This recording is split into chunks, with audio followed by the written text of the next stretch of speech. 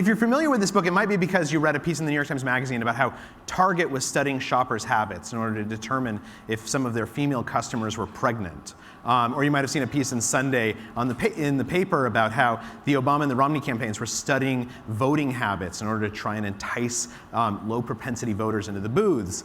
But what I want to talk to you about today is I want to talk to you about a product that you might not have heard about, or maybe some of you have, named Febreze. And I'm going to admit at the outset that I'm going to try and trick you. Because what I'm going to try and do is I'm going to try and convince you that we are living through this golden age of understanding the science of habit formation.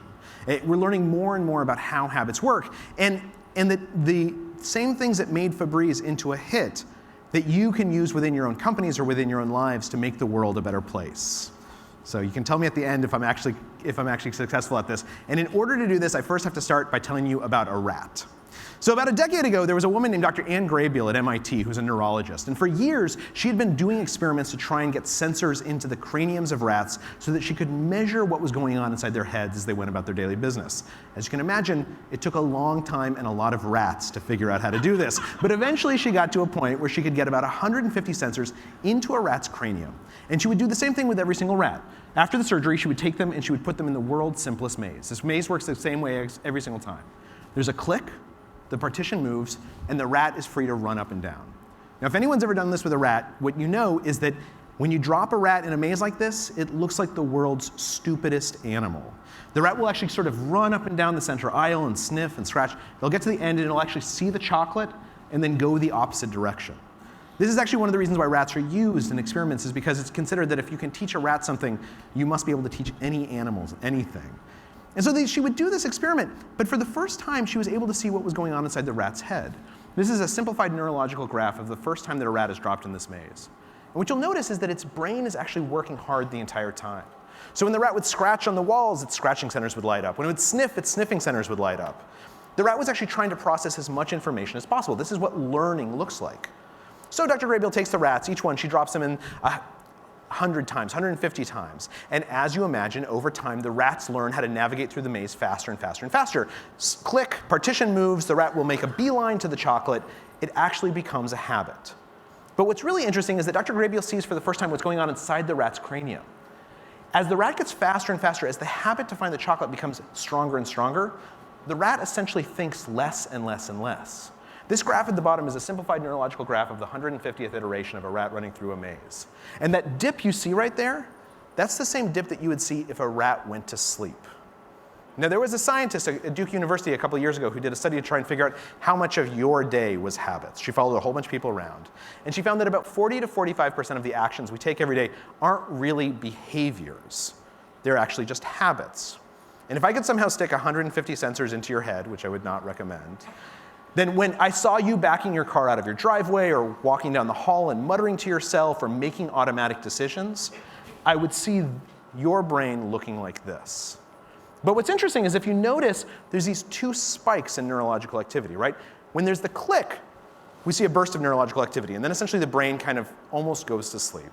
And then the rat finds the chocolate, and it's as if the brain sort of wakes itself up again to pay attention to what's going on. This is the neurological signature of a habit. This is what we've discovered in the last 6 years. And this is so important that it's become enshrined in psychology and neurology as what's known as the habit loop. We now know that every habit has 3 components. There's a cue, which is like a trigger for an automatic behavior to start. And then there's a routine, which is the behavior itself. And then finally, a reward. And the reward is how your brain, and in particular part of your brain named the basal ganglia, learns to remember this pattern for the future. And for centuries, when people thought and talked about habits, they always focused on the routine, on the behavior. But what we've learned is that it's actually the rewards and the cues that shape how habits work. That's how we influence how people behave on the most automatic, almost subconscious level. Just to give you an example, let me tell you about an experiment that was done in Germany where they took about 700 people and they wanted to get them to exercise. So they took one group and they told them to choose a cue, like go running at the same time every day, or always put your clothes next to your bed. And then they told them that when they got home from working out, they should eat a small piece of chocolate, which of course is counterintuitive because we all exercise in order to lose weight, not to eat chocolate. But what they found, and the reason why they found this, is that people who did this exercise twice as much habitually as other people. And the reason why is because you might think that you want to exercise, but your brain thinks that you are a dirty liar and that you hate exercise. And so in order to convince your basal ganglia that you should actually form this habit, you have to pair the activity with a reward you genuinely enjoy, like chocolate. And over time, your brain will learn the endorphins, the endocannabinoids, the neurotransmitters that are released by physical activity are a pleasurable sensation, and you'll start exercising habitually and you'll stop eating the chocolate on your own. But as I mentioned, the entire reason I'm telling you about this is because I want to talk to you about Febreze. Does anyone here use Febreze? Is anyone a Febreze customer? Okay, a couple of people. So Febreze, for those of you who don't know what it is this chemical that I cannot pronounce, but the initials are HPBCD. That was discovered about 11 years ago by Procter & Gamble. This guy who was a smoker was working in the lab one day, and he used this chemical, and when he got home, he noticed that he didn't smell like cigarette smoke anymore. And what he figured out was that this chemical, if you aerosolize it, you can spray it onto fabric or other things, and it will draw out the molecules, the scent molecules, and as it evaporates, the scent will essentially disappear. This is a huge deal for Procter & Gamble because for years consumers had been saying that they wanted some product that would not just mask bad smells but make them disappear. So this guy goes to his bosses at Procter & Gamble and he says, I think I can make this into a product, and they give him $7.5 million, and 3 years later he comes up with Febreze, this product that they're going to sell. And the executives turn around and they say, we need to give this to one of our top marketing teams because we think we can make $1 gazillion off of this. So they give it to this guy named Drake Stimson, who used to be a mathematician on Wall Street. He has a whole bunch of psychologists, consumer psychologists working with him. And they come up with what they think is a brilliant advertising campaign. It's modeled around a habit loop. The cue is going to be, if you have a bad smell in your life, you're going to spray Febreze, and it's going to get rid of the bad smell. And everyone's going to get rich. So they make a couple of test ads because they wanted to test this out. And they actually showed them in 3 markets, including here in Scottsdale, where this is one of the test markets. Let me show you one of them. Guess what the kids call Dad's easy chair? The stinky chair. You know, I have a stinky chair problem too. His name is George. Well, now there's a way to get bad smells out of fabrics for good. It's called Febreze. It's new, and you won't believe how many places you'll find to spray it. See, Febreze helps clean fabrics in a way you never could before. And it's not just covering one smell with another. Exactly. Just spray Febreze. Its patented cleaning system finds the smells trapped in fabrics and gently cleans them away as it dries. And once it's dry, the smell's gone. For good. Febreze, check the launcher out. And check this out. It's safe, from dress blues to teddy bears. Febreze cleans bad smells out of fabrics. For good. I wonder if they'll call it the sleepy chair now. What I kind of like about this ad is you forget that the late 90s had a visual aesthetic until you actually see it in an old commercial. So they take this ad, and this ad actually won awards before it even aired. This was considered a model of explaining a new technology to consumers. And right, you watch this thing and you know what Febreze does. It's pretty clear. They roll it out in these three test cities. They send people tons and tons of free product. Actually, Drake Stimson told me that they were so certain that they were going to just knock us out of the park that one afternoon everyone wrote down a list of what they were going to buy with their bonus. And he wrote down that he's going to buy a Ferrari, and then he was going to buy a Ferrari for his girlfriend. This is like the height of like, I'm going to be successful. And he never bought the Ferrari. It totally flopped.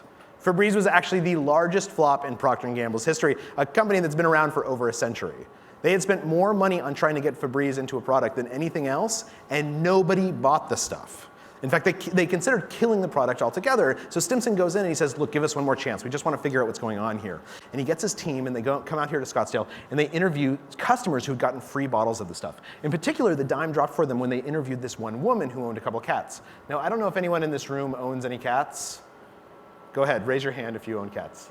A couple of people. Okay, so cats have a certain scent about them that you grow to appreciate. This woman owned a huge number of cats. In fact, she owned so many cats that when the researchers walked into her house, one of them started gagging when he went into the living room because the scent of cat was so overpowering. But what was weird is that this woman's kind of a neat freak. Like everything was fine except for the smell of cats. So they sit down with her and they say, we sent you some bottles of Febreze. Have you used it? And she says, yeah, I used it a couple times. And they say, well, do you ever use it for the cat scent? And she says, a couple times I've used it for the cat scent. And the guy who literally was just gagging says, well, what about right now? Would you consider using Febreze right now for the cat scent? And she kind of smiles and she says, I don't like to brag, but I have the best cats. They hardly ever smell. which is, of course, when the team realizes what's going on, which all of you know, which is that if you have bad smells in your life, you become desensitized to them. They had built this entire advertising campaign around bad smells, but people who have bad smells don't know that they have bad smells, right? We spent our entire 7th grade year being in fear of the fact that we smelled bad and couldn't tell. You were right. You smelled terrible and you had no idea. So as a result, none of the marketing worked because the cue was something that people can't notice, and the reward is meaningless if you don't know that you have a problem in the first place. So they all go back to Cincinnati, where Procter & Gamble is based. And they go to their lab. Now, Procter & Gamble has the largest library of videotapes of people cleaning their homes on Earth. This is stock footage because P&G won't let me show any of the tapes. They're proprietary. But they started by watching these tapes of people vacuuming their homes. And what they noticed is this one woman in particular, she would take the vacuum and she would start in the corner, and she would start vacuuming backwards like this. And when she was done, she would go back to the beginning, and she would line up the wheels so that they were exactly parallel, and then come back so that there were these even grooves on the carpet. And then when she was done with the entire carpet, she just kind of looked at it and like smiled. And then, and I'm gonna show you my favorite photo of all time, because there's nothing I like more in the morning than having some special time with my daughter cleaning the mirrors throughout our house. I usually do my hair before we break out the scrubber. This is obviously a staged photo. But what they actually found when they were watching these tapes is that people had this ritual they would go through. When they were cleaning a mirror, they would spray the mirror with the spray, then they would wipe it like this, and then they would look at their reflection and smile at themselves, right? But you're laughing because you've done this. You know exactly what I'm talking about. What they figured out, what they realized, but nobody had really paid attention to before, is that cleaning had its own habits. Cleaning had its own rituals. And they figured out that to sell Febreze, they could piggyback on existing habits rather than trying to create a new one. So they go back and they come up with an entire new marketing campaign that's built around a new habit loop. This time the cue is, when you're cleaning, at the end of your cleaning ritual, pull out the Febreze and spray it so that you can make things smell as good as they look.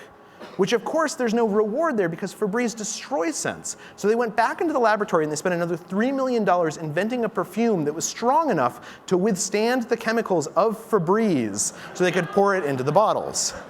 Then they go back to the same test markets, and these are the ads that they run.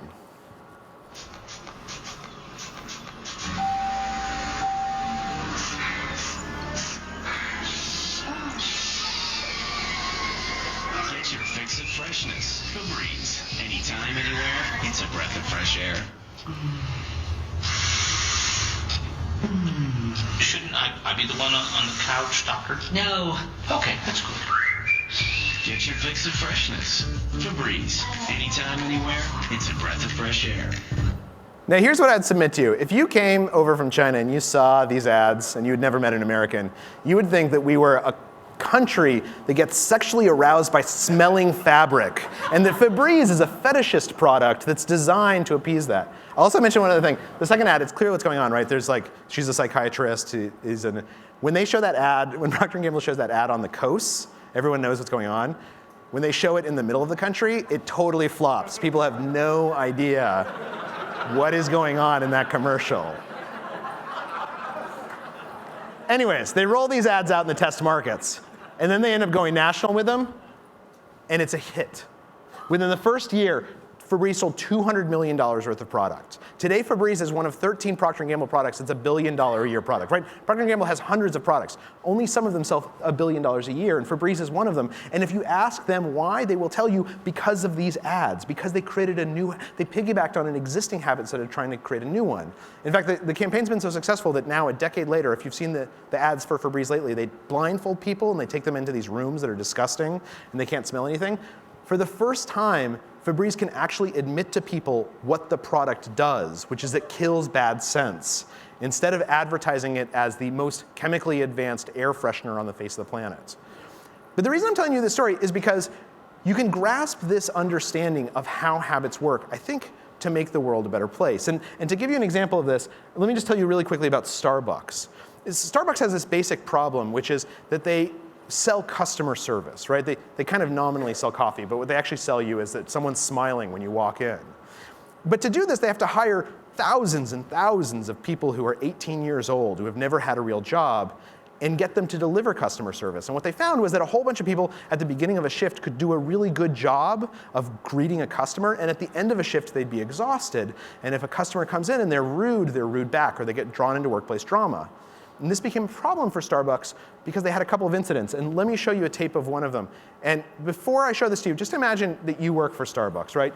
You spend as much as sometimes $100 million a year on advertising.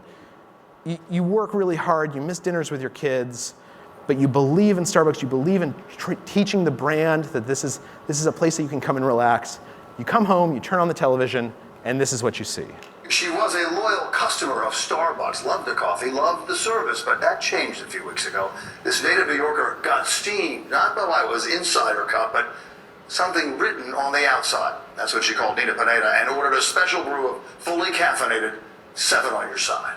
And then when you looked at it, what'd you think? I was shocked. I didn't understand why. Why would they do that? Vicky Rebranding is talking about this Starbucks cup. On the side, a Starbucks employee wrote what she ordered, a caramel frappuccino. But instead of scrawling her name on the side, she says he wrote the B word. It says Vic. My name is not Vic, it's Vicky.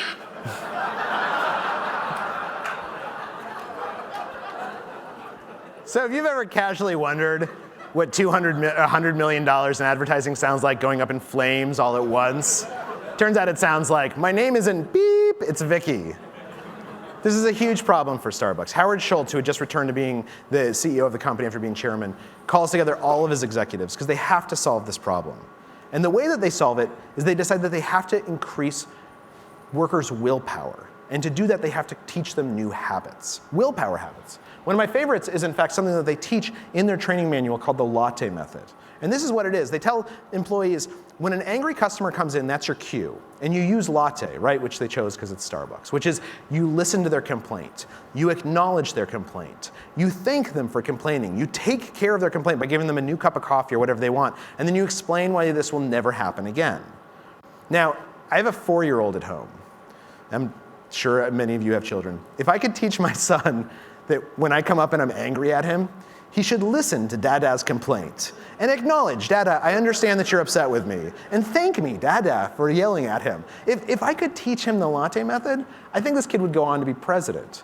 And in fact, in the book that you'll get tonight, there's actually the story of Travis, who's this kid whose mom was a prostitute, and his dad, the first time he saw him overdose on heroin, he was 7 years old, and he dropped out of school, and he got a job actually at McDonald's that lasted 3 hours because a woman came in and he thought she was rude to him, so he took the McNuggets out of her box and threw it at her head. This was a kid that basically life had failed and was destined to kind of be a failure himself. And then he started going to work for Starbucks, and he learned these willpower habits.